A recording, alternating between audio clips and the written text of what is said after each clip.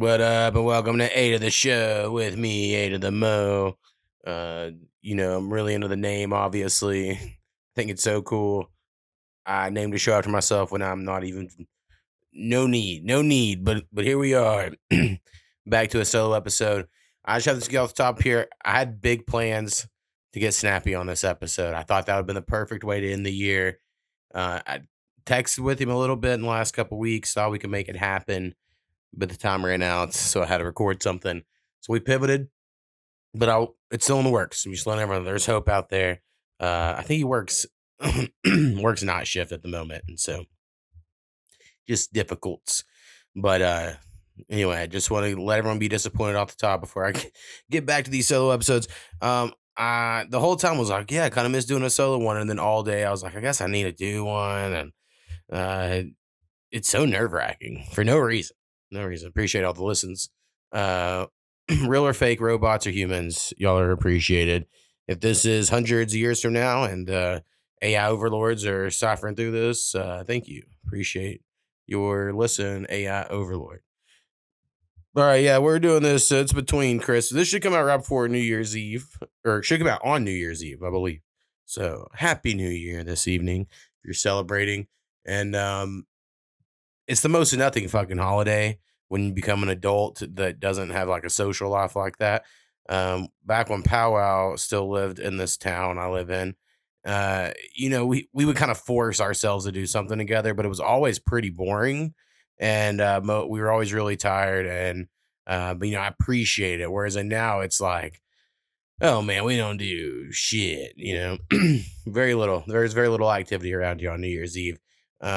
I think we've easily stayed up though the last few years. So we're not completely old in the sense of like we can't make it. It's just I don't know who cares.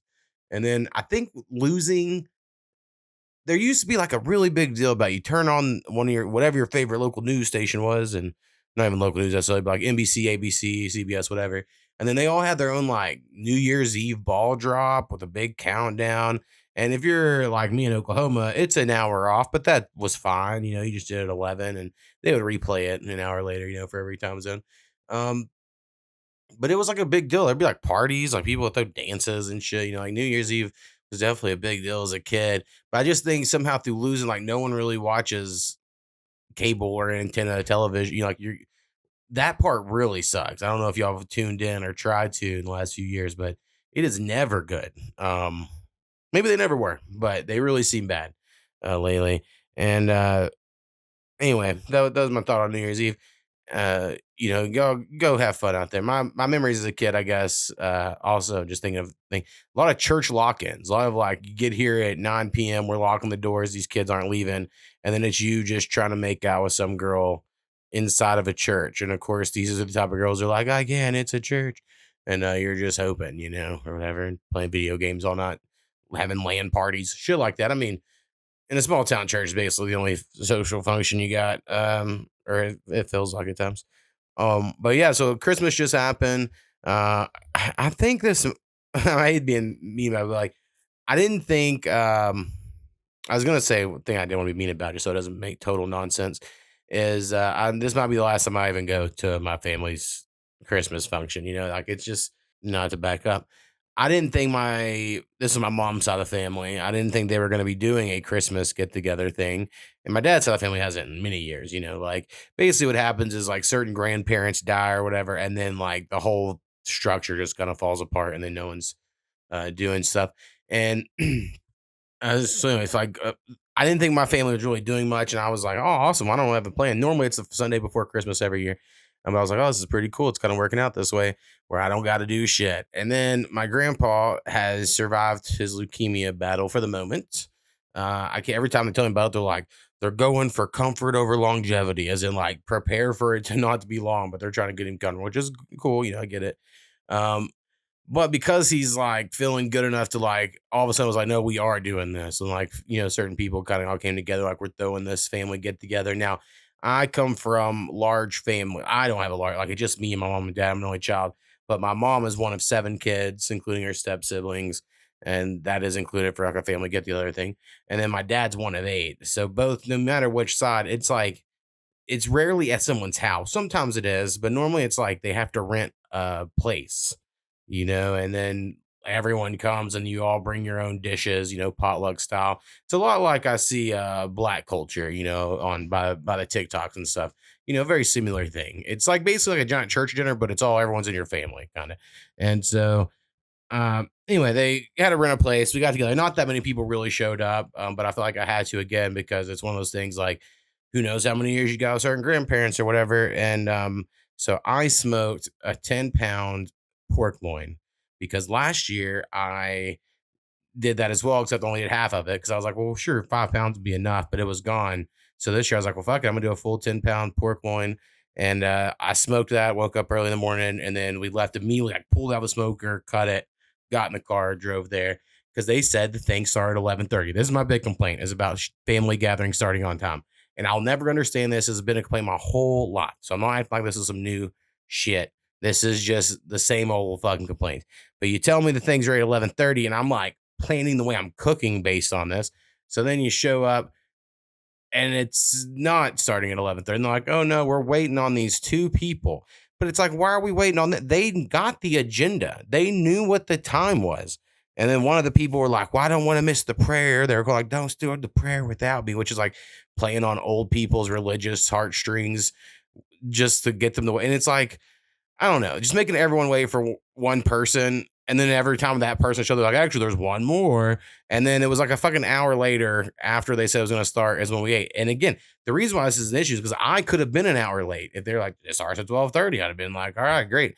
And, or I could have went to my parents' house beforehand and we done our Christmas gift exchanging and been efficient or more efficient. So anyway, I just hate sitting around. People aren't even all that friendly. I mean, it's not that people aren't friendly. It's just, I'm not a social butterfly and especially family get-togethers. I am more so like in a friendly environment or even with strangers, but people I've known my whole life make me uncomfortable. So I don't know. It was just weird. I was like, I don't even know if I want to do this shit. And the food was better than I expected it to be. I love hearing my wife get so mad about dressing because her family honestly makes the best dressing. Some people call it stuffing, whatever. But her family really does make the best dressing. Her mom makes it like at all these holiday events. And I have the recipe and I've tried. I can do a decent job, but I still don't have it mastered like the women in her family. And it is really good. But because of that, she's so judgy of everyone else's. And she was like, they can't call this dressing. This is stovetop. I'm like, well, stovetop's fucking dressing. So what are you talking about? She's like, yeah, but you can't call it. She gets so like pretentious and snobby about dressing. And then I bring this up to her family at their Christmas thing, thinking they'll like have my back. They're like, well, yeah, stovetop's gross, and you're like, I'm not arguing that. So anyway, different, I'm gonna say classes, I guess is the word I'm looking for here. But anyway, family Christmas was some bullshit. No, it's bullshit, but I don't know. It's something about not having kids and just that really holidays are for kids. And so it really will just make you depressed or make you annoyed or take up your time. I don't know. There's things. Now, one thing, not one thing, but a cool thing that did happen. I was going to say this for the next segment, but since we're talking about Christmas, I did get a PlayStation Portal for Christmas for my wife. So that's what I would want. And so this is what I've been playing a lot of for showing on camera here. So it's just a giant PlayStation 5 controller with a big screen in the middle. Not a giant, same dimensions as a PS5 controller with the screen in the middle. And then I'll be honest, I don't think this is a good use or a good device for most people, but for me in general, really works for me. I have a PS5 right next to me, next to my computer that I sometimes sit in here and play it, and that's great. But with this thing, so the PlayStation Portal, all it can do, it doesn't even play games natively. You can't put a game on it and play it. It doesn't even have memory. It's got like 4 gigs of memory or some shit, something very small. It can stream from your console. So if you have a console in your house or across the world, some people claim they across the planet and it works. But if your shit has internet, your PS5 console, this thing can connect to the internet and they talk to each other. And then whatever is on your PS5 is on that screen. Which really, it does make sense because like controllers connect, which don't even take Wi-Fi to do it. So I don't think it's as crazy. A lot of people act like it's super insane. But I'm like, all right. Now, there is some lag issues. So I'm trying to play certain types of games that don't necessarily. Now, I played Spider-Man quite a bit on it, and that's pretty action heavy. That game is easy. And and that worked pretty well. Now, the connecting to the PS5 in general works better for me, but they added a new feature. The whole reason why I was started thinking about wanting one and brought it to my wife is if you have PlayStation Plus Premium, which guess what I do, you can do a cloud streaming where you don't have to have the game on a console. It's just going to stream from some PlayStation server in the cloud. And then I've been playing like Balatro and some tactics type games on that because I just feel like turn-based things work better in that scenario. But it's very cool. So I loved having a PlayStation Vita, and I like a dual screen experience as well. So, we can sit and watch a TV show, and I can pull up my little thing and, play the game from in here when I'm in the other room. And I think it's very cool. So I'm actually using it a lot. I really like it. On the internet's like the Reddit threads and stuff about the PlayStation 4. A lot of people, it's hit or miss. Some people it really works well for. Other people are like, this is the biggest waste of $200 in my life. So I don't want to say it works for everyone, but it works for me. So that was my big Christmas gift. And then I'm trying to think if I got some. I don't know. Probably got some other really small items, nothing too crazy. I always get some bars of soap. I really like. I think I shot it last year. Man bar is what it's called. And a lot of people like the Sasquatch shit or the whatever fucking commercials. I got this shit at the a World Market store, I believe is what it's called. I've never been to one, but the first time I ever went to one, my wife's like, "Oh, this is shit from all over the world." I found some bars of soap I like, which I don't even think are from out another country. I think they're made in America. I mean, who knows where they're made? But I started getting this man bar soap, and then basically every year for the last 5 years, I'm like, I'm gonna need some of that soap. So, I get that, and that's exciting. And then every year at my wife's family's thing, we spend a long time watching her. I guess they're mine too. I shouldn't say her. Niece and nephews open a bunch of gifts, like so many gifts, it's insane. And they all like take turns, which does, I mean, it's kind of taking turns, but it's like organized chaos. Yes, it works well enough. They got their own system, but it's a whole thing on Christmas Eve. And then it always ends at some time of like I get given and all the other adults, envelopes with Christmas cards with a bunch of money from the elder members of the family. And it's so much money. Just like, I mean, I act like it's like life changing or anything, but it's a lot of money just to give like another adult person. I'm always like, holy shit. So, and then I got to figure out something we're going to spend that like, I think I could get like a dishwasher. I think that's within range. I need to price check some of these things, I guess. But I feel like I need to get some adult shit going on. So that was my Christmas. So there you go. Now when I saw my parents, a random conversation that happened is my wife started talking about. She kept calling something a scooter, and I was like, "What do you mean a scooter? Like a razor scooter?" And she's like, "No, like a scooter, like with wheels." And I'm like a moped, and then she's like, "Kinda." And so we just kind of got on this like subject, like, what the fuck's a scooter? And then I had mentioned how when I was 13 or 14, I had a thing that some people would call a moped. If I can find a picture of one, I will do it. Some would call it a moped, but it is a motor. To me, the definition or difference between a motorcycle and a moped is a motorcycle. If your legs are straddling the bike, it feels more like a motorcycle. But if your like feet are in front of you on like a little pedestal, like I don't know, like a fucking, I don't know, like you're sitting like a fucking, like you're on a school bus or whatever, then that's a moped. And I don't know if that's in the exact definition, but that's how I've always thought of it. So I was explaining all these things to them. And then my parents, it was one of those things where I know I have a good memory or whatever, but there's times where like, how is my memory so good? Never other people just don't remember this at all. And again, I'm a kid, I'm younger when this happens. They're just adults are like, who get, we're trying to make it. But they mentioned like, oh yeah, I remember when you had that one summer.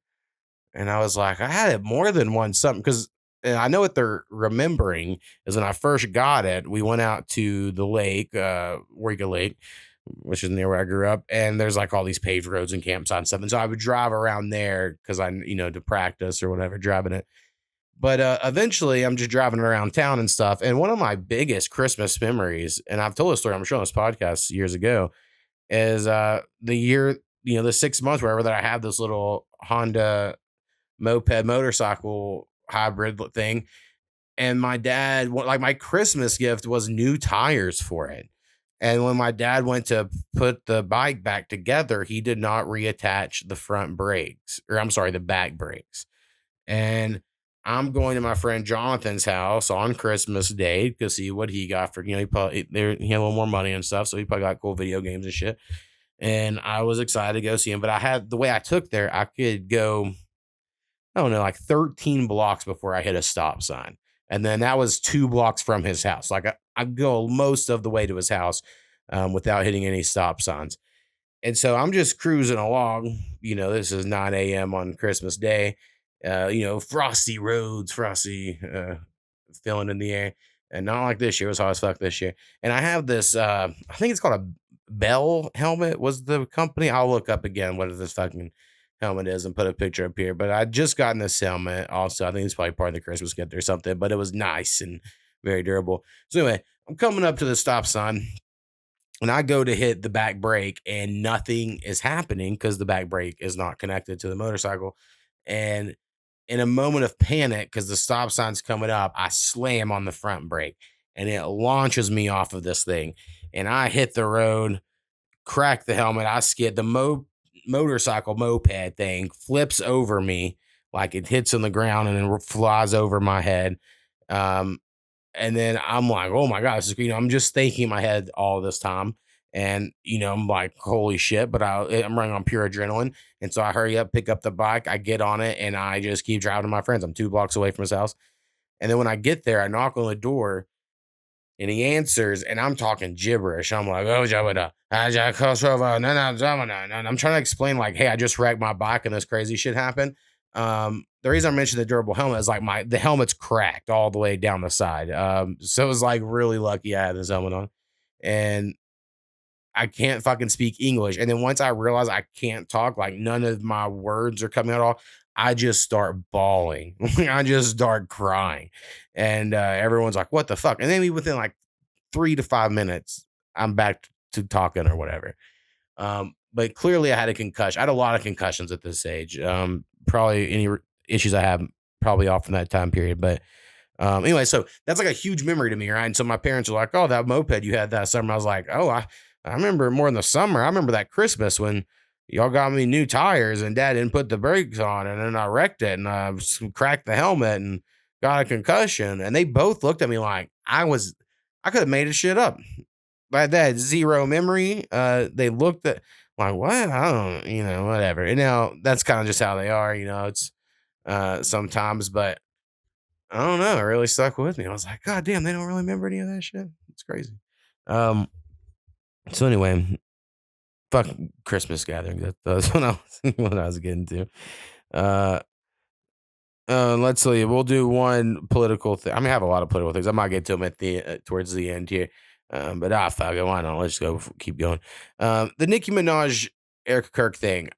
I really thought it was AI at first. I was like, no way this is real. That I really thought they AI'd Erica Kirk having a concert with Nicki Minaj coming out as a special guest. And I was like, fuck the internet. And then it turns out this Turning Point USA has some sort of fest. I don't know. I can't remember what it's called. And Erica Kirk came out like a fucking rock star. Nicki Minaj was a guest. And then she's called JD Vance an assassin in front of Erica Kirk, which is very funny. And a lot of people are mad at Nicki Minaj because they now realize she's a Republican, which I believe she has been singing rap songs for at least 10 years. So I don't know why everyone is so shocked. Also, all these rich people basically are. They're trying to save their tax money and shit too. So anyway, that was the thing. And a couple Trump things. Trump rescheduling marijuana to Schedule 3 instead from Schedule 1. If you are a long time sort of like, we got a decriminalized marijuana person, like maybe I was in college until whenever, you would know how big of a deal this is. Like Democrats and libertarians have been running on something like this. They're not really running on it, but they've mentioned something like this. And then a lot of liberal sided people will be like, oh my God, that'd be so good. But Trump did it, and it almost took all the like good vibes out of it. Like people aren't like, hell yeah, this happened. Because that side, they don't want necessarily, the Republicans don't necessarily want, prison unions and shit. They want it Schedule 1 so they get more prisoners in jail and stuff like that. But I think it's a huge fucking deal. People don't know drugs are put on a different scheduling system that makes them more illegal versus illegal. And Schedule 1 means there is no medicinal effects. And marijuana was put in that. The rumor's always been backed by Nixon because none of the hippies voted for Nixon. So it was like a punishment on the hippies. And other people would say they did it because black people smoked marijuana and it was an easy way for them to go after black people with the war on drugs. Maybe it's all, probably column A and column B sort of scenario. And anyway, so I think it is pretty cool. Apparently, it's supposed to keep getting ads on TikTok. I don't know if it's ads but news stories of local counties in Oklahoma that are ready to use this as a moment to really make their mark on the marijuana industry. And so, if my ounces are cheaper at the store, I'm all for it, but I don't think it's going to affect anything, at least in the near term for me. But I will give Trump props on that one, I would say. And then a little Trump is fucking stupid. I guess there's two of these here. Trump's changing the name of the Kennedy Center. So there's this thing called the Kennedy Center, and they award people different awards for shit every year. I just know comedians get the Kennedy Center awards, and they normally have like a program that sometimes is on a streaming site, and you watch it, and it's fun. But I don't know if is it the Donald Trump Memorial Center now, or is it the Donald Trump and John F. Kennedy Memorial Center? I don't know exactly how they're changing it. I'm not as educated on this as I probably should be, but there is something just very funny about the whole time Trump was running the first time. They're like, he's going to put his name on everything, because that was like the joke about him. He like had his name on all these buildings, and then it's like he just couldn't help himself. He had to name this thing after himself. And there's something fucking stupid about it. And then he also tweeted or truth socialed some shit about Rob Reiner. And then Rob Reiner died, which is like a whole big story I should probably cover, but I don't really know much about Rob Reiner. And I'm always like, people forget about these celebrity deaths, but it is a very good news story. But anyway, he posted this crazy shit. But Rob Reiner, I guess, hated Trump and made like documentaries about how they got to get Trump out of office. And, he was just very vocal anti-Trump. So when he died, Trump took that moment to post something kind of, I don't know if it's vulgar or outward or inappropriate or whatever. But anyway, people were like, oh, come on, that's no class. And you're like, well, that's kind of his thing. Now, the Rob Reiner situation, the thing that's most interesting, I guess, to me is my favorite, and really only celebrity I like these days is Conan O'Brien. And Conan O'Brien throws this Christmas party every year. At his Christmas party, Rob Reiner, his wife, and his son, I think his name is Nick, come to this party. They get into it, different things. There's somewhere that Bill Hader, or I guess there's somewhere that Nick, the son, was going to him going, are you famous or not famous? And depending on how they'd answer, he was like being an asshole to him or whatever. And I think Bill Hader made fun of him or did something, and then caused some issues. That's like the word out there. And then the Reiner parents got into it with the son, and then some people left, some people didn't. But eventually, the next day after this party, Rob Reiner and his wife were found murdered and stabbed to death by who they assume was their son. And this is all going to trial and stuff, but it is a pretty crazy, like Hollywood-esque story, like 30 years from now, it's going to be like Once Upon a Time in Hollywood, but it'll be based on this, this story or whatever. So anyway, there we go. I try to get cut up as quick as I can on politics after my long holiday rants. All right, first song we're going with, because this is what we do on this podcast. If you don't know, we play music from really just my homies these days, but once we get more songs, and we do have enough for a music episode, so me and Skinny are going to record those next one I record. And eventually, I think some of those from the music episodes, we like the ones we like, will play on our normal episodes.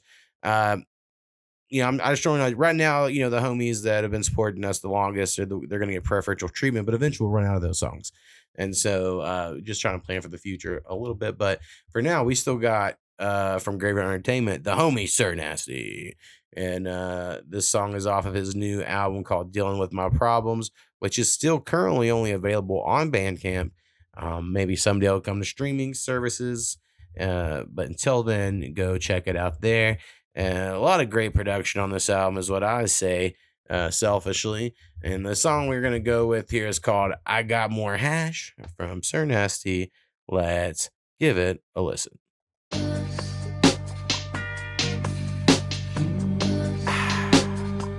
Smoke some, bitch. Hold up. Come on, nephew. Yeah. You know I pimp for real, yeah, pimp for real. Yeah. Dunked on a nigga, Sean Kemp for real. Yeah. Dumped on a nigga, I'm a G for real. Yeah. On GP, let the blood spill. Yeah. I came up. Yeah. Grab the thing and aim up. Yeah. OG in a black tux, I used to bang in them black chucks. I used to hang with them ghetto hoes, now they saying I'm bougie. I be riding around with the top down, this hawk tour and loogies. I used to hang with them ratchet bitches, I used to hang with them hoes. Just being honest, y'all bitches, I ain't got nothing on Emily Rose. I walked up in the strip club and gave everybody a rose. Now they watching my videos and vibrating they rose. Yo bitch saying she Jason Gang, I think she done chose. Yo bitch saying she Jason Gang, now everybody knows. Nigga run up on certain ass, I'll hit your ass in the nose. Yeah, bitches run up on Miss Nass and she gon' blast you hoes. Better get the money and dash before your ass get thrashed. I don't mean to be brash. Fuck them rappers, they trash, nasty. Smoke some, bitch. Smoke some, bitch. Smoke some, bitch. Hold up. I got a hoe in the front with some hoes in the back. I got a hoe in the front with some hoes in the back. I got a hoe in the front with some hoes in the back. I'm pimpin', I'm pimpin', pimpin'. Let's be for real, let's be for real. Pussy nigga, what they gon' be for real? Got the gangster, I'm a G for real. I smoke the weed, you can keep the pill. I'm Jason, man, we Jason gang. I'm out here getting to the bag though. Niggas start stealing my swag though, cause I'ma give a motherfucker what he asked for. Hey little bitch, don't play with me. You saw what happened to the last hoe. Small things to a giant. These young hoes defiant. My young hoe keep her mouth closed, she understood the assignment. My young hoe kept her mouth closed, she understood the assignment. You be caking up with these bitches, I be waking up with these bitches. And I don't fuss with no hoe, I be breaking up with these bitches. It's been a long ride on this journey. I got 2 nieces named Journey. I still love me some stand up. It's rest in peace Uncle Bernie. It's rest in peace Patrice. I got an auntie named Catrice. I got a cousin named Polynese. I got a message from Angel Reese. Whoa. Ask them hoes where the money at. I got a young bitch, she 25, drive a 2025 Pontiac. Good call. Smoke some, bitch. Smoke some, bitch. Smoke some, bitch. Hold up. I got a hoe in the front with some hoes in the back. I got a hoe in the front with some hoes in the back. I got a hoe in the front with some hoes in the back. I'm pimpin', I'm pimpin'. I got a hoe in the front with some hoes in the back. I got a hoe in the front with some hoes in the back. I got a hoe in the front with some hoes in the back. I'm pimpin', I'm pimpin' for real. Sir Nasty with I Got More Hash, I believe. I like it a lot. Honestly, that's one of those beats where I send it and I'm like, I mean, we'll see what he can do with it. And honestly, that's a pretty difficult beat, but I think he made the best of it. I like the way he did with the beat switch up. It was just like, let's switch up the song, to make a whole different style. Very cool, very fun. I like for some reason, she drives a 2025 Pontiac really stuck out. I don't know why exactly.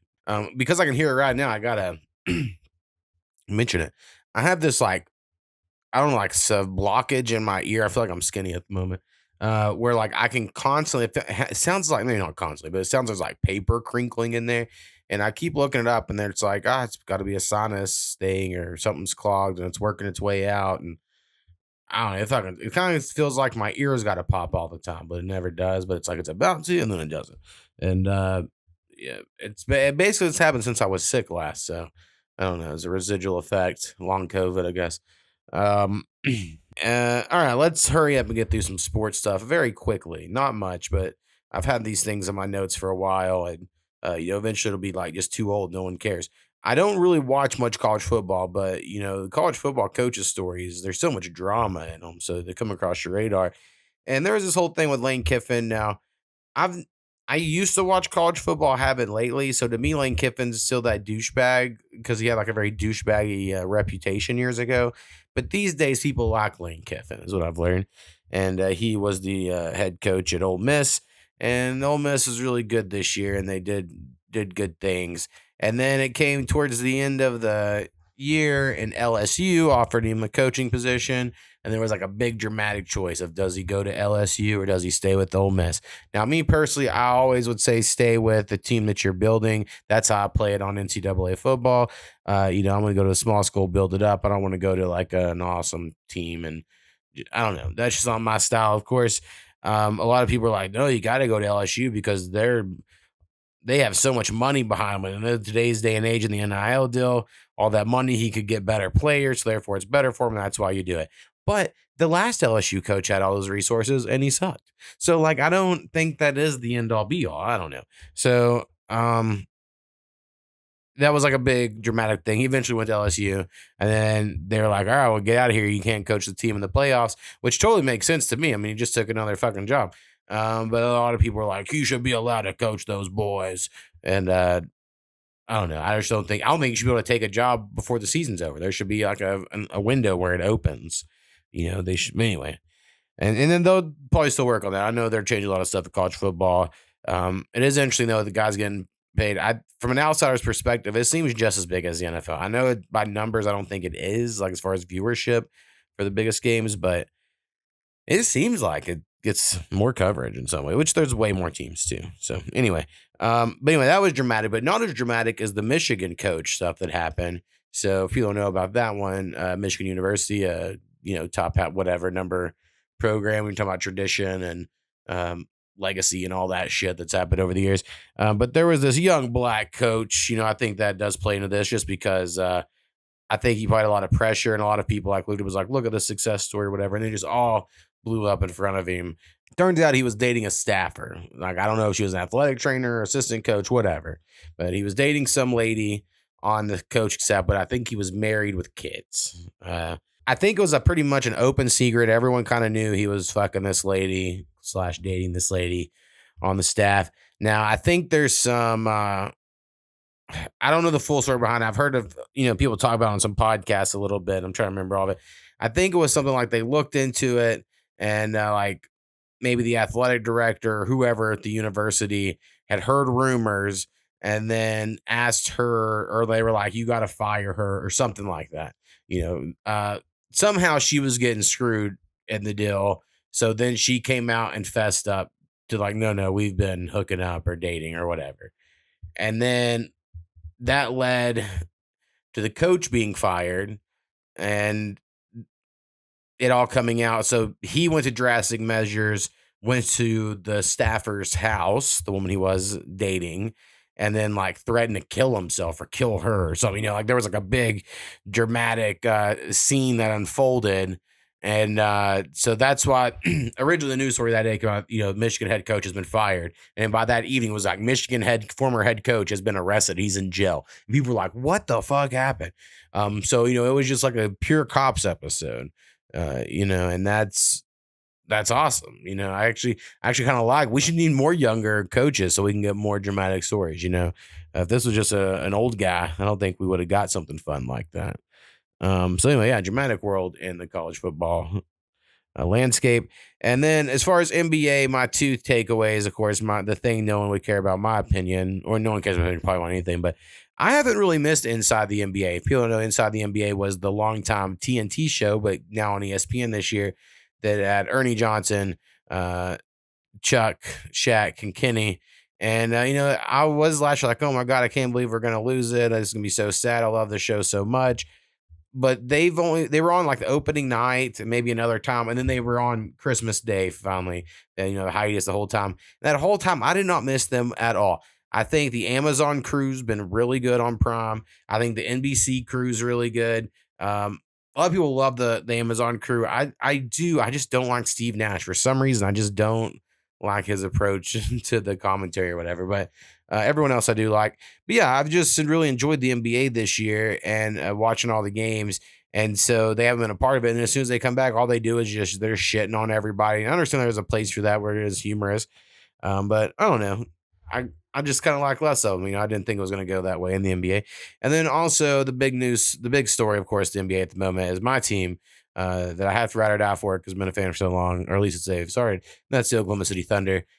They lost 3 times in a row to the Spurs this year, and like not in a row. I mean, 2 times in a row, and then like 3 games before those 2 times in a row they lost them. But the 3 times in a row they played them, they have lost to San Antonio Spurs.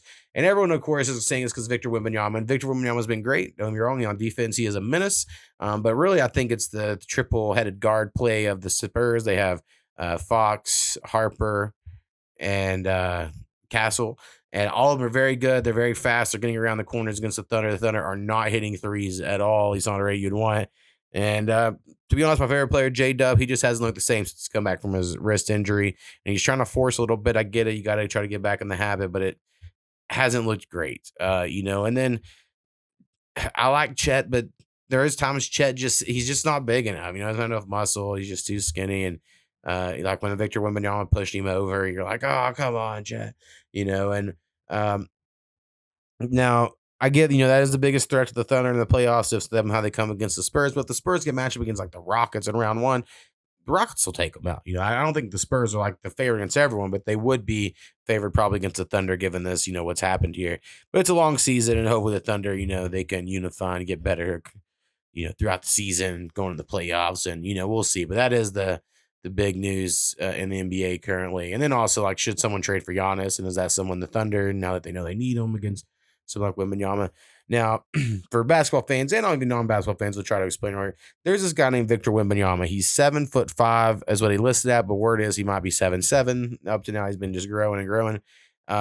He's from France, and he is like trained for this moment. He knew he was going to be a big deal basketball player, but he's been better than expected in almost every way, and his interviews are great or whatever.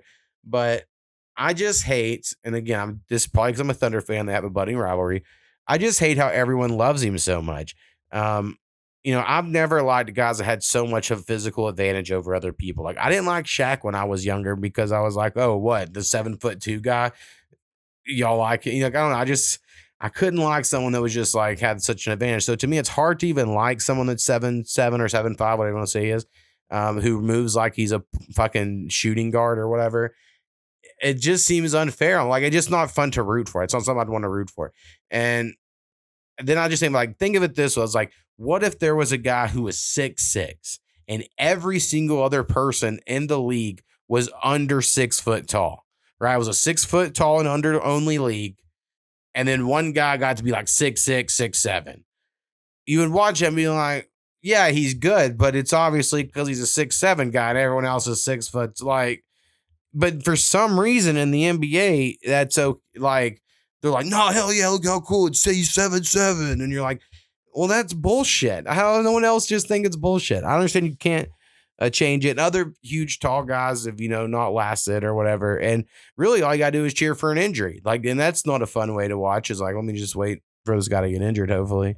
So anyway, that's my complaints as Oklahoma City Thunder fan against bitch ass tall ass Victor Wembanyama. All right. Those are my sports shit. And now I'll try to go through my video game stuff here. I'll just say quickly, but it probably won't be because I have so many videos that I could show. We'll see what pops up here. I did beat and platinum Spider-Man on the PS5, Spider-Man Remastered, I believe it is what it's called. Now, I played this on the PS4 back in the day, and I used to say like, oh yeah, it's pretty good. As soon as I started playing on the PS5, I remembered how much I really didn't like the Spider-Man game. And it's interesting because it's like, I know it's good. It is a well-made game. Like when you're playing it, understand like they thought, I don't know if they thought of everything, but like, it's just a good game. It's a little sandbox, one section of like Manhattan or whatever it is of New York. And the web slinging around and the traversal is the most fun part of the game. And you're like, oh, this feels really good. But the combat is all Arkham style. And I hated the Arkham combat back in the day. People don't remember back in the day, I think it was 360, PS3 era. The Arkham games came out by Rocksteady, and these are Batman games. And they very much popularized this type of button mashing action game where it's like square would be attacks, would be like attack, attack, attack. And then someone's about to attack you, triangle's a reversal. And then circle is a block. And like depending on what fucking icons are popping above people's heads and shit, depending on what button you hit. And there was just something about it that I found so boring. And I just didn't really like it. And over the years, a lot of games have done it or a version of it. And so I guess I've got a little more used to it, I guess. But on Spider-Man, I forget that is kind of how it is. And I don't know. It is a good game. I just don't find it all that fun. But since I started and I have a sickness with fucking PlayStation trophies, I was like, since I've platinumed it on PS4, I know I can platinum it. So I'm going to platinum it real quick on the PS5. And that's what I did. Now, I played half of it in here, then the other half of it on my PlayStation Portal. So it was fun to kind of get to use that as the game it was in the middle of. It's a good game. Again, just, I don't know, just not my favorite.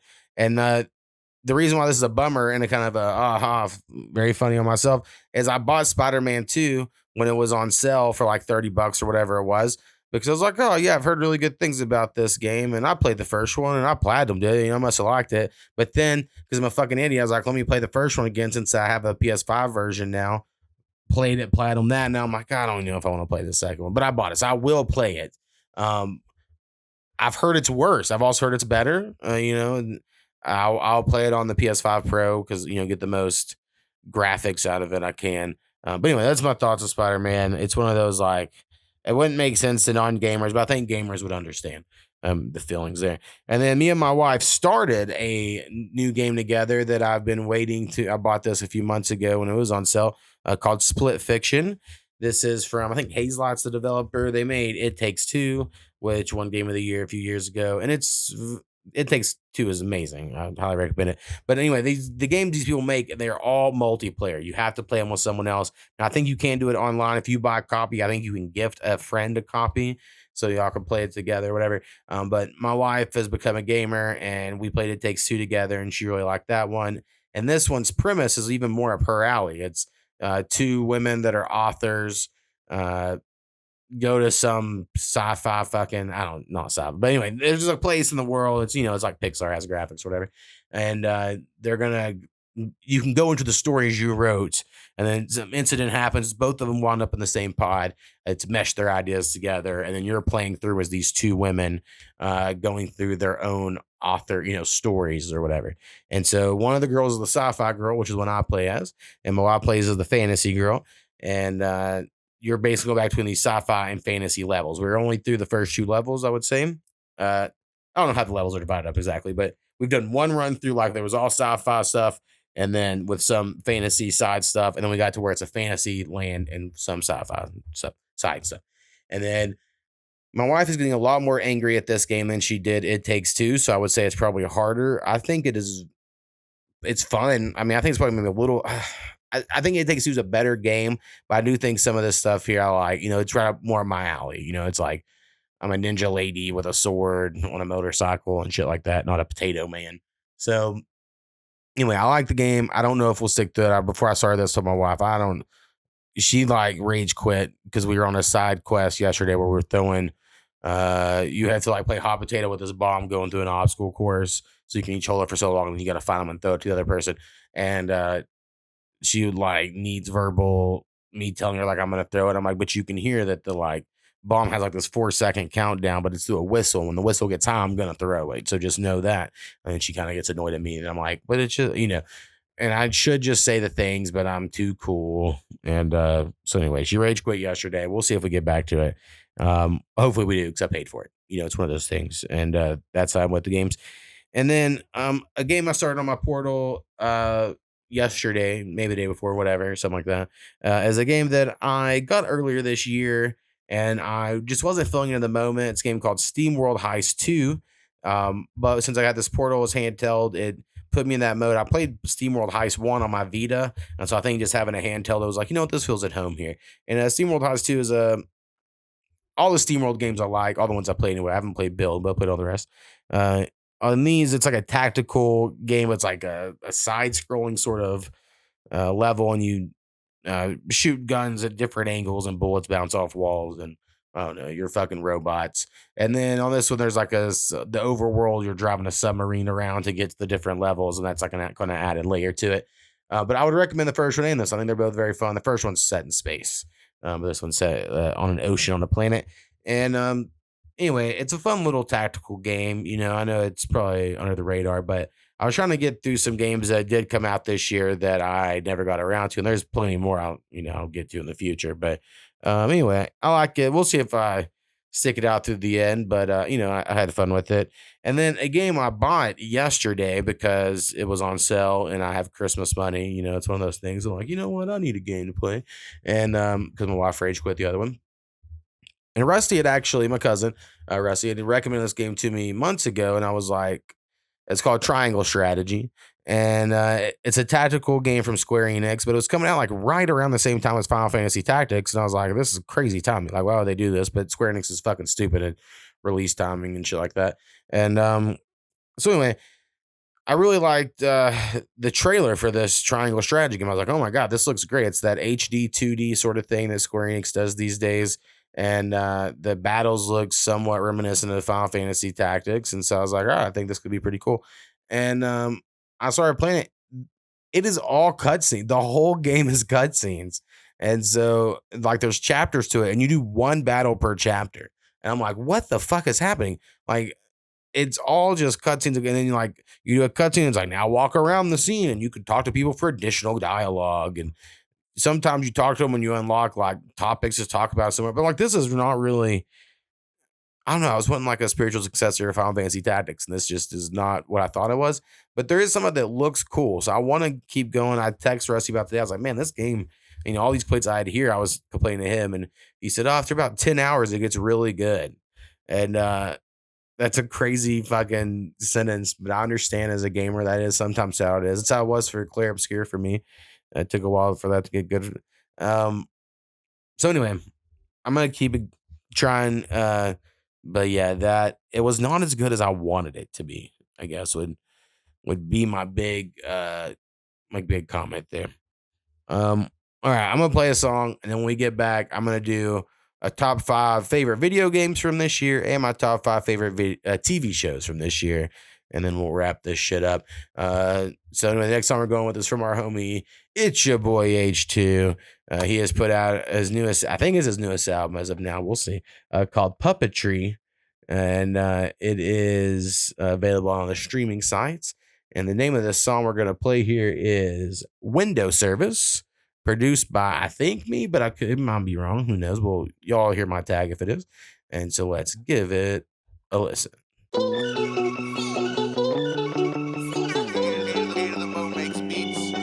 Yeah, I'ma slide through, ho. We gon' ride through, ho. Let's get money the quickest way like a drive-through, ho. You look like you don't understand. Why are you slow? Maybe you just misunderstood. Good, now you know. Let's go. We done got that settled. I'ma jump to a new level while I'm watching this bitch bend over and nothing but stilettos. Yeah, we jump to the club. Now we back to the ghetto where they clocks out and they rock out like heavy metal. Anybody can get it up in this bitch. You ain't special. Yeah, they running like a sweatsuit if you even try metal. Don't press your luck and they'll press your mental and have you running like you got a brand new sweatsuit. Them goons will wet you up like Aquaman. They in the trap all day moving contraband, and if they catch a cinch then they got a plan, and we gon' ride through that bitch and give them all a hand. White boy, sick track, but now we ain't fucking with the refresh. Get smashed like that big titty bitch named Tip Bag. If that's not what you like, you can lick my dick sack. Get back, this that flip of a quarter. Getting head, I'll place my order in the drive-through. Come on, yeah, the drive-through. Yeah, the drive-through, ho. We gon' ride through, ho. And get money the quickest way like a drive-through, ho. I'm here to obliterate, destroy my foes on the spot, eliminate. No more going toe to toe. Cause when you got foes, they all boast and brag. So if we go toe to toe, then your toes get tagged. Call me the Big Show. I choke and then slam. The shots through the closet to expose these bags. Fucking with my green, or fucking with my team, or turn your boy green. Get ready for Hulk smash. We leave what's left of your hinges, get more cash. My trigger finger itchy, I don't know if I should scratch. When I do, it soothes me and leaves you redder than a rash. Dog, you'll end up deader than the dudes up on my cash. Draped up in all black, black gloves, black mask. Break through the glass, do the deed, and leave without a scratch. and leave without a scrap. White boy, sick track. But now we ain't fucking with the riff-raff. She get smashed like that big titty bitch named Tip Bag. If that's not what you like, you can lick my dick sack. Get back, this that flip of a quarter. Getting him, I'll place my order in the drive-thru. Come on, hear the drive-thru. Let's hear the drive-thru. At the drive-thru. Let's go.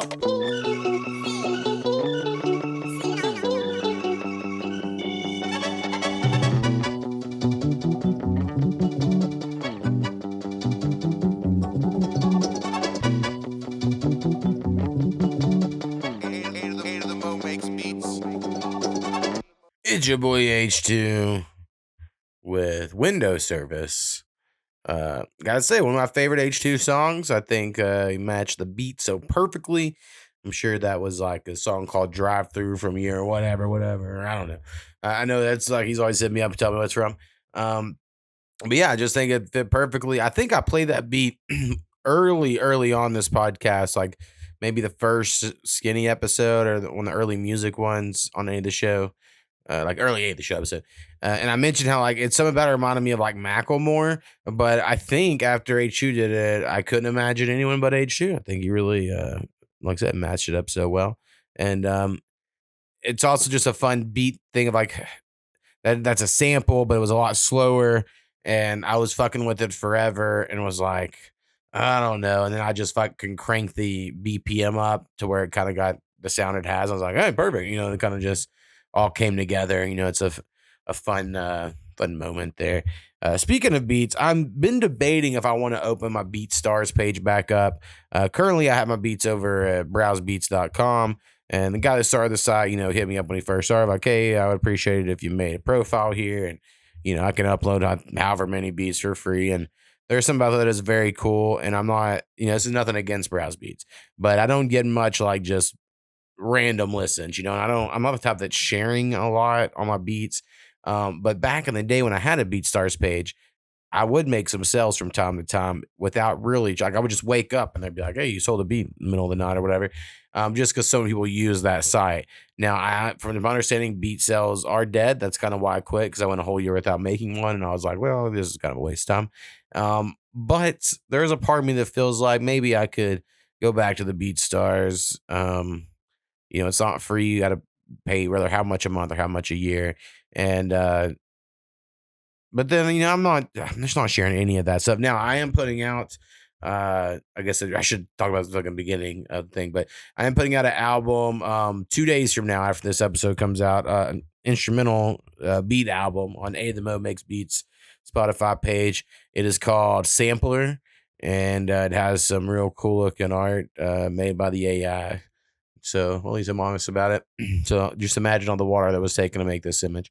And basically it's all the beats I've been playing at the end of the episodes of A2thaShow, and the beginning. The beat that's at the beginning of this that starts every episode is on there as well. It's the intro song, actually. So if you like that or want to hear what the whole beat sounds like, go check it out. You know, some people don't.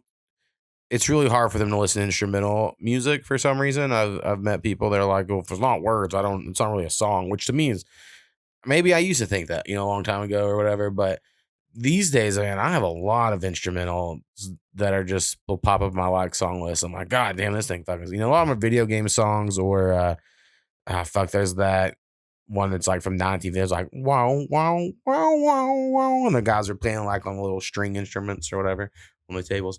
And one day I was like, fuck it, I gotta go find that on Spotify, and I did. So yeah, I don't know. Some people aren't into instrumental music, but some people do. So if you like it, go look up a couple days from now, or just if you follow me on everything, I'm sure I'll share it. Anyway, Sampler by A2thaMo Makes Beats coming soon. And maybe on a music episode we'll play a beat off of there. I think I've played most of them already on the end of the podcast. So if any of those are things you liked, there's a place you can listen to it, and you can freestyle your heart out to some of these things if you want. You know, it's for the people. All right, we're in here I'm doing some top 5 of the year things. Now, the only things, I don't know if I would say I'm an expert, but things that I'm really into, video games and TV shows. And I put a lot of time into experiencing those mediums. So I feel like I could be like, oh, here's my opinion. I would do movies, but I don't watch them anymore. I would do books, but I don't read them anymore. I need to get back in the habit of either or both. But there's only so many hours in the day, and I'm choosing to not use them on those things. But since we're talking about video games, let's just stay with video games.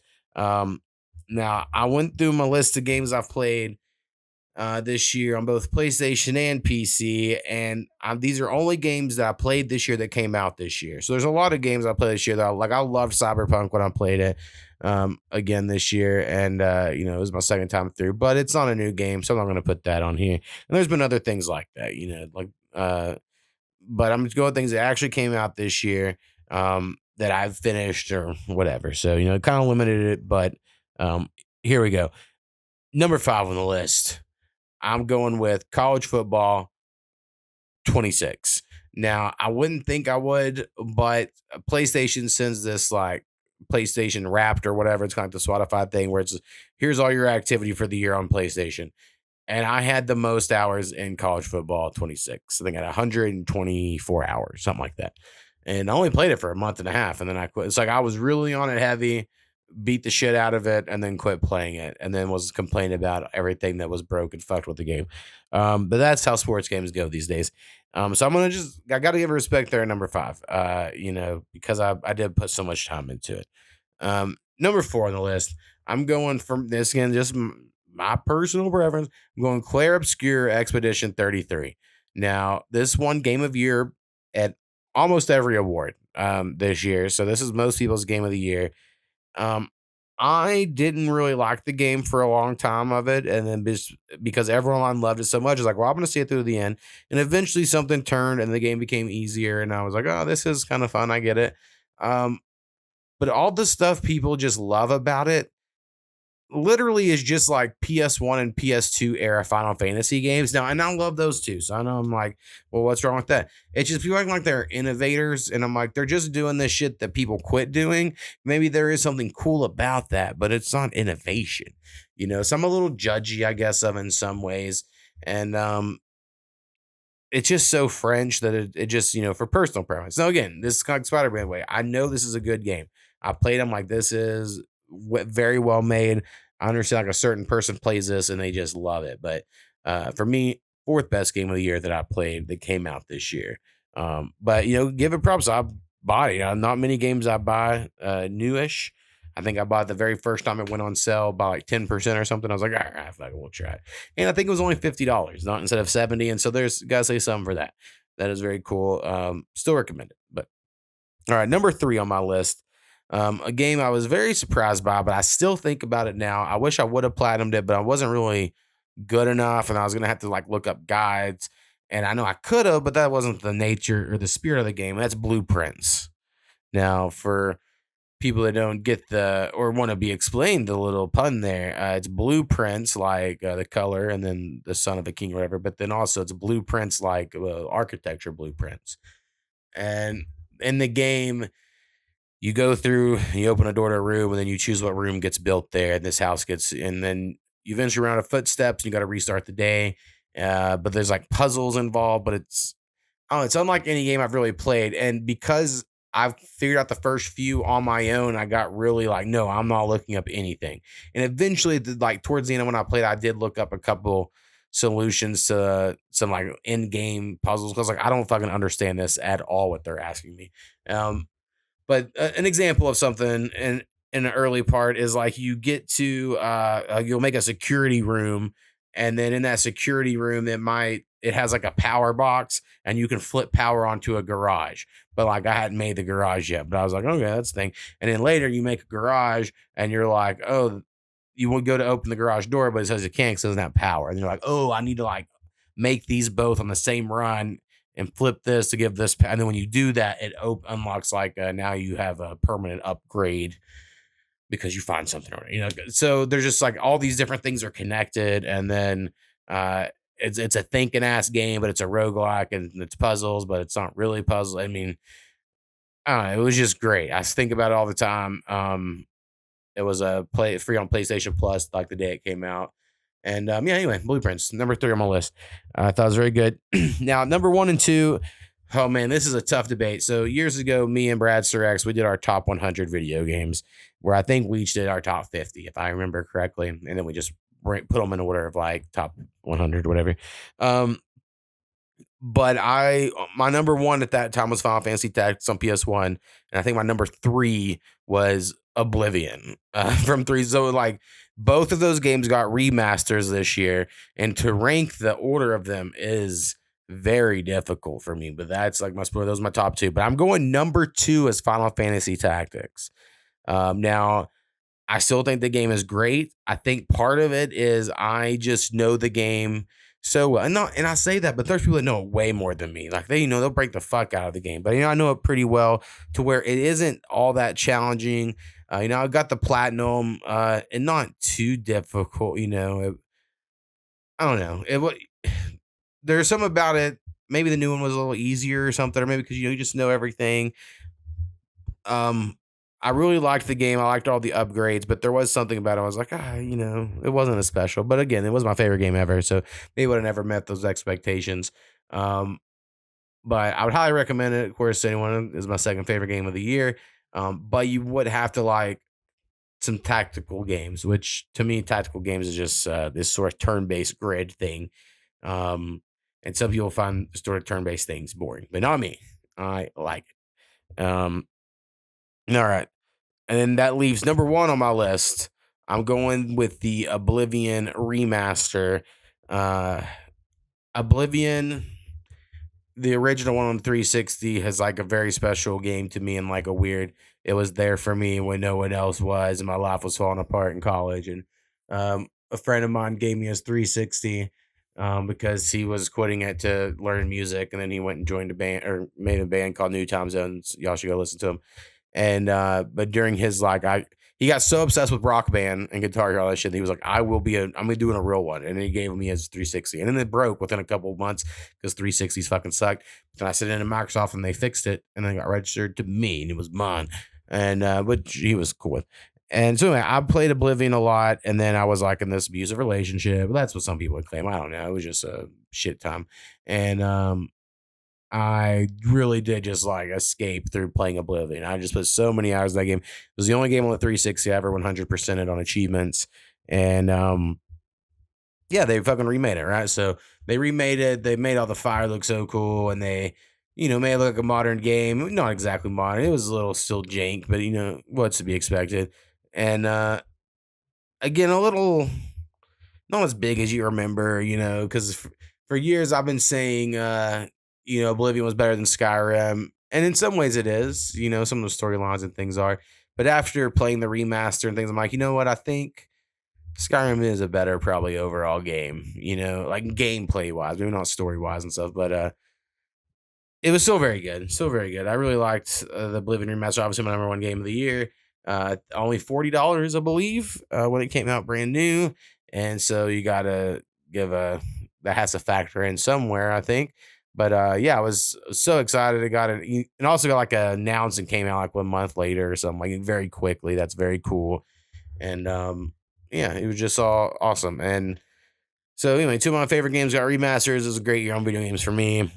That is my top 5 2025 video games that I played. And then TV shows, shout out Soko. He was here last episode talking about television shows.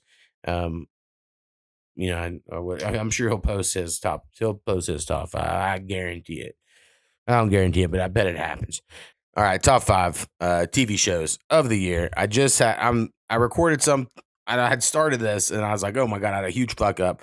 All right, my number 5 show is an animated show that me and my wife both really liked. It was on HBO Max called Common Side Effects. It is from, I don't know if it says like from Mike Judge, but he voices someone he's the guy who voices Hank Hill and does King of the Hill. Common Side Effects was a animated show where a guy finds this mushroom that heals people. It can heal anything. It can completely heal stuff. And but their common side effect, I guess they have when you take it, you see these little elf men or whatever. And anyway, the government's after him. Pharmaceutical companies are after him. And he's just like a hippie guy trying to save the world. and his like an old classmate that works for a pharmaceutical company that's kind of going undercover to gain his trust, but eventually, she kind of likes him. And it's just so it's crazy for an animated show because it's basically the story of a not animated show, but it just happens to be animated. And my wife really liked it. I also liked it quite a bit. And so, yeah, I think number 5 of the year, I'm going with Common Side Effects. Number 4 on the list, I'm going with a show I really didn't think I would like, but I gave it a shot. Watched the first 2 seasons, but one of those were new this year, so it qualifies for the list, and that is Peacemaker. Now, as a wrestling fan as a kid, I actually missed John Cena. I quit watching right before John Cena became a wrestler. My little cousin would reference him, so I was aware of him. But I have no experience with him. And then he has been in 2 things I just love: Ricky Stenicki, and that was a movie he was in, and then this show Peacemaker. And he's so good. I just think they really kill this Peacemaker shit. It's so good. And I really watched it because Superman, I watched that in theaters and I liked it well enough. And people were like, oh, well, Tim Gunn or James Gunn. I would say Tim Gunn, but I don't know. There's one of them is fucking did Project Runway, and one of them directed Superman. And I just get the names confused so often. So anyway, I watched Peacemaker. I just really liked it. So I gotta, and I don't even like that sort of 80s metal, cool white guy barbecue shit or whatever, but that it kind of leans into. But I just really like it. It was very good. And all right, number 3 on my list, I'm going with a show from one of my favorite creatives out there, Nathan Fielder, and the name of the show is The Rehearsal. Now, season 1 of The Rehearsal I liked a lot, and it had a totally different fucking point, but I would say watch them all if you can deal with it. If you ever like the show Nathan For You, that's what this guy's from, or that was like his first sort of like hit on Comedy Central back in the day, which I also love. But it's a particular style. I get it if people aren't into it. But in season 2 of The Rehearsal, he basically it's like a documentary series where he interviews people and is trying to, I don't know, it's trying to prove some point or do something. But this season, it's like he's gonna try to change the way that the FFA like handles pilots or whatever, because all the pilot crashes ever, it's like, at least from his little research, it's like the co-pilot's like, hey, I think this is going to happen. And the pilot's like, shut up, I know it's going to happen. And they fucking wreck a plane. It was like, if they could just communicate better. It's like the whole season's about how to get fucking pilots to communicate, except it takes a crazy bunch of turns and he figures out he's autistic or maybe.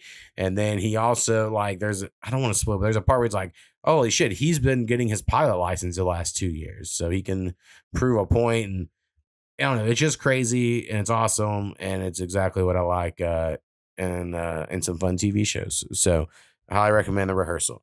Now, the one I'd almost forgot about and is going to cause me to have to do some editing and cutting out what my previous one was that I was like, oh, I had a previous number 5 I had to cut out. But then I was like, how did I forget about this?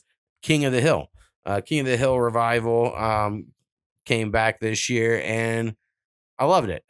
It met, just like kind of earlier, on video games, there was 2 remasters that were good. And, they basically did what they needed to do, but then it's like blown me. I would say King of the Hill, I don't know if it blew me away, but it definitely I don't know how they could have done necessarily any better. The only thing that really threw me off was some of the age gaps, like Bobby's only aged however many years, even though it's been, more years and shit like that. But in general, I just thought they really handled it well as far, a lot of these revival series where they bring people back. I know normally it's like live action and not cartoons. A lot of times it doesn't really work. And my childhood, there was this thing called Rugrats All Grown Up.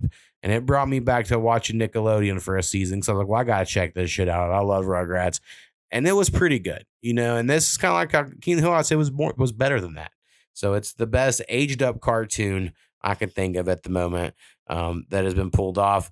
And, as a Bobby Hill, basically in my young life, and that was me on TV. And I would say the Hill parents are more like my grandparents, personality wise, more than like my mom and dad, but still very relatable show to me. And I was just really impressed that they were able to bring it back and pull it off. So and they apparently already have the next season and maybe the one after that signed up for. So yeah, it'll be back. Very excited about that. And then the number one show for me that I believe came out this year, I probably should have double checked, but that is Severance. Now, I've done nothing but hop the praise of Severance on this podcast since I brought it back, and it was so good. Now it has a little bit of a advantage here the way Peacemaker did, where I watched 2 seasons of it this year, so it's like all kind of counts as one season in my brain, even though I know it's not. And I just think Severance could go down as one of the best TV shows of all time. That I was just about as simple as I could put it. I understand for some people it's not for them. I've had many people be like, I started it, it's so boring, I can't do it. And to me, it has just enough of like a hook of like, well, what the fuck's gonna happen? And that I can stick with it until there was like a big payoff. But some people said first few were boring.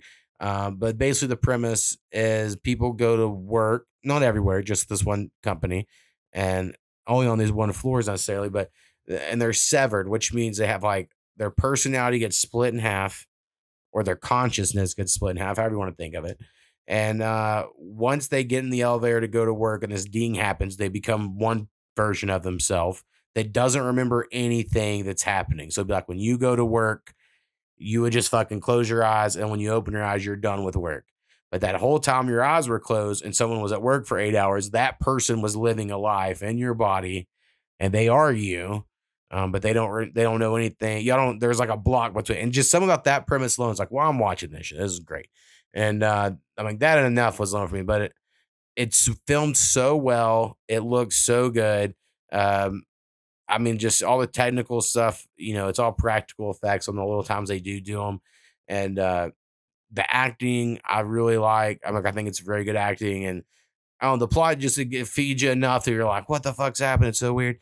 And I don't know, I just love it. I love the everything about the show, and I highly recommend it. It's like made up big stakes as far as like, like there's big things where you're like, this isn't real. I know no TV show is real, but sometimes people they'll be like based in the real world or shit. This is all like in this fake thing. And that's what the people online will be like, oh, in this universe, the US has 54 states. And like they're like people are deep diving in the moment of the episodes coming out, like with theories.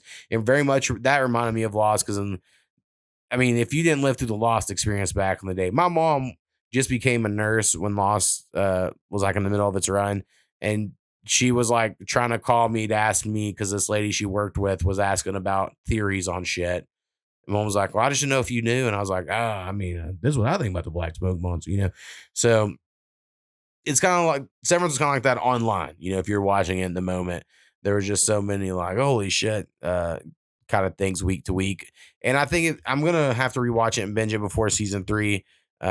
Because it's one of those, you're going to go back and watch it. You're going to catch stuff that was alluded to before, but you just weren't quite paying attention, right? Just one of those good, fun shows. So shout out Severance, number one show of 2025 for me, and fuck all the haters. That's what I say. All right, and then the show I'm about to start is Fallout. Not to step on anything, but that one could make the list. I really liked season 1. Only one episode is out of season 2 at the moment of me recording this, and it was okay. I was maybe hoping for a little more, but we'll see. We'll see how it goes. All right, that was my big thing. Now, the story I'm going to end with here that's very sad is my dog, who's been back here this whole time. I may have seen her little reflective boot or whatever, but she's been sleeping. She is getting her toe amputated off of her foot in 2 days from now.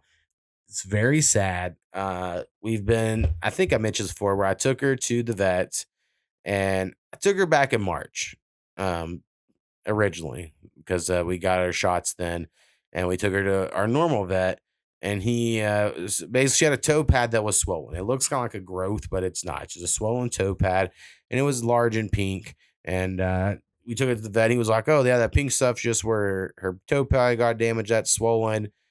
Just put some new skin on it, and it'll heal. It'll be no big deal." But after a couple weeks, it wasn't really healing. And new skin, people know, is like a liquid adhesive or a liquid bandage. I'm sorry. And So anyway, it wasn't going great. So we took her to this other vet that was recommended by a friend, and they also, I think I've told this recently on here, so my bad, but they also told us, yeah, just keep her off of it and don't let her lick it, basically, and it'll eventually heal. And so we were like, fine. So I bought these boots.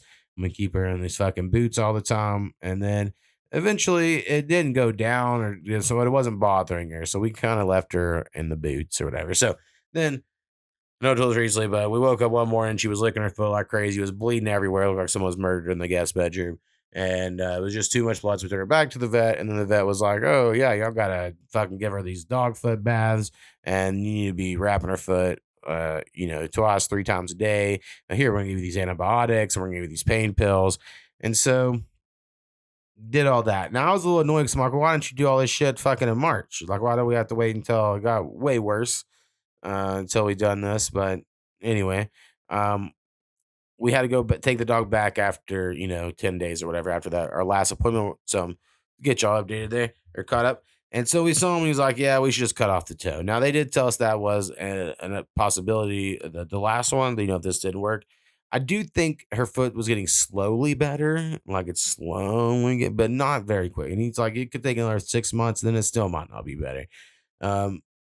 And I said, well, I would do it. I would give my dog a foot bath every night, wrap her foot up 2-3 times a day.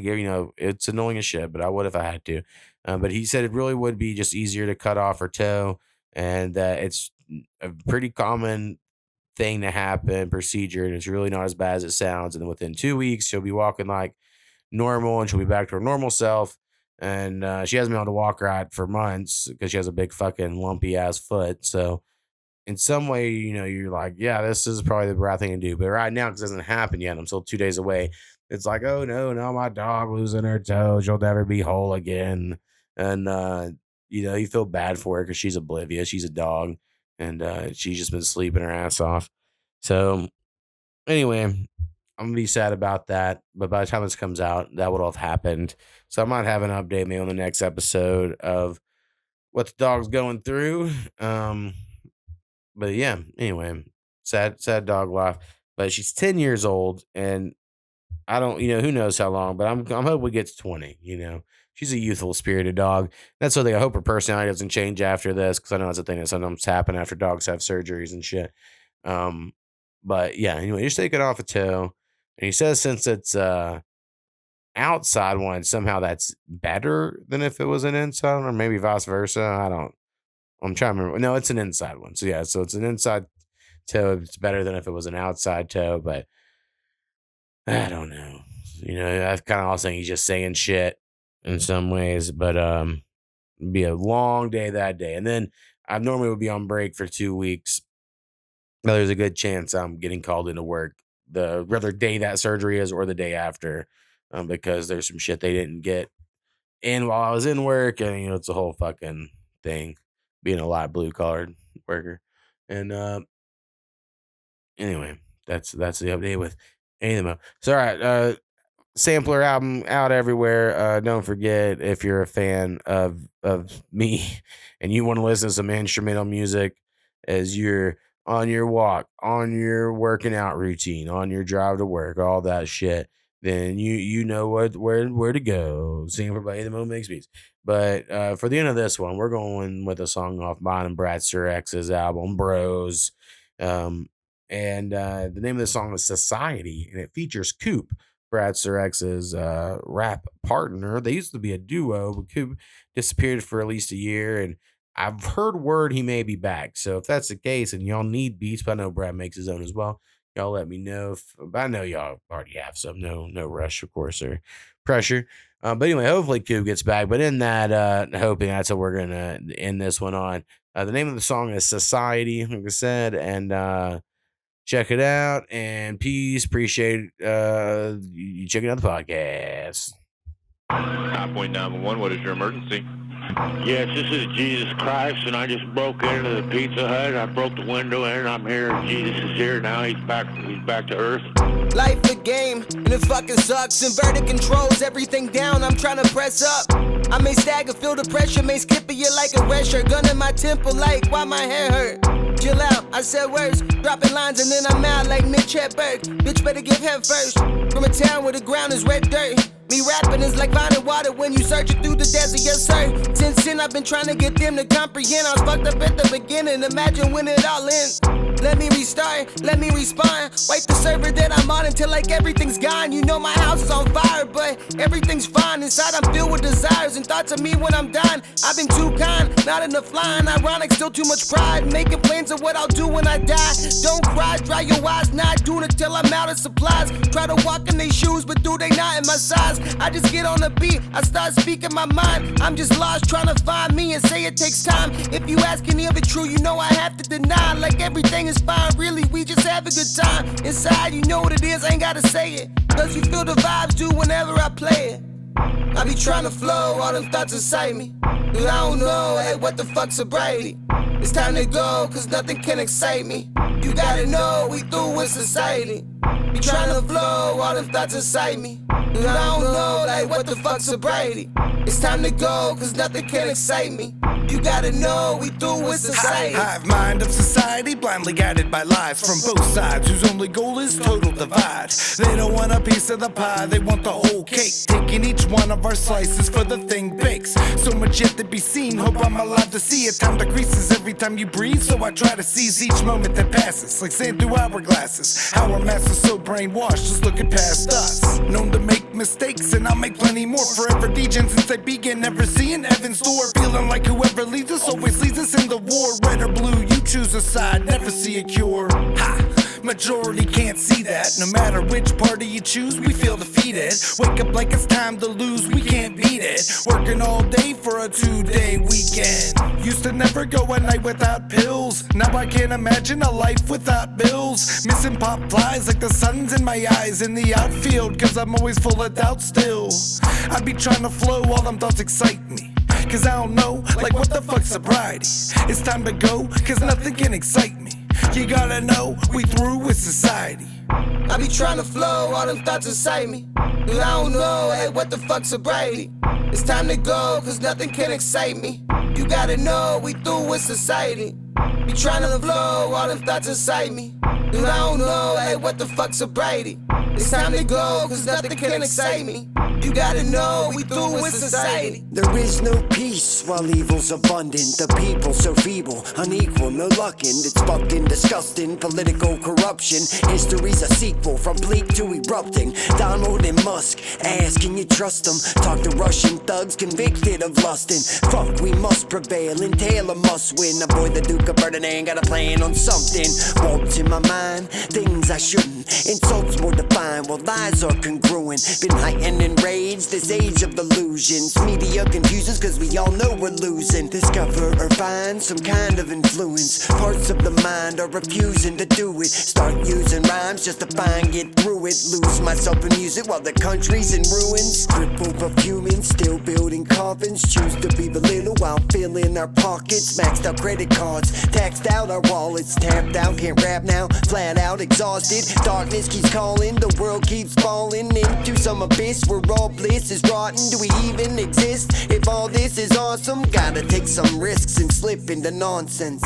I be trying to flow, all them thoughts inside me. But I don't know, hey, what the fuck's sobriety? It's time to go, cause nothing can excite me. You gotta know, we through with society.